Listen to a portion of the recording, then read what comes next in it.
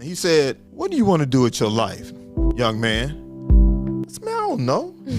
He said, "I'll tell you what, you got 24 hours and you come back here the next day, you better give me something or I'm gonna decide for you." And I said, "All right."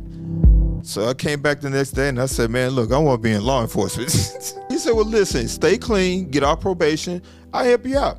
And he did. I got off probation, and at the time, they were building the new jail in Little Rock, Arkansas, and they were hiring for detention officers. I applied, 3 weeks went by, never heard anything. So I called Teddy Morris up and I said, "Teddy, listen, man, I ain't heard nothing from the jail." He said, "Give me a week." I said, "Okay." 3 days later, I get a call from Verosia Peters. She was a sergeant at that time. She called me in to interview me.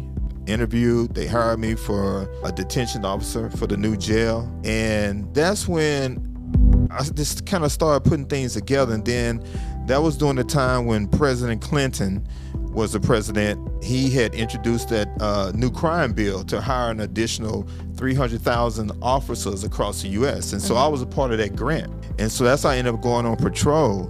And that's when I started really understanding people and of course me, understanding what it's like to live in the neighborhood and live in the hood, right? I knew how people were thinking. Kevin D. Williams here. Let me ask you, the provider, this question. Have you ever walked out of a patient conversation thinking that went well in that room, to later realize that we didn't understand anything that you discussed? And it's not a compliance issue, it's a clarity issue.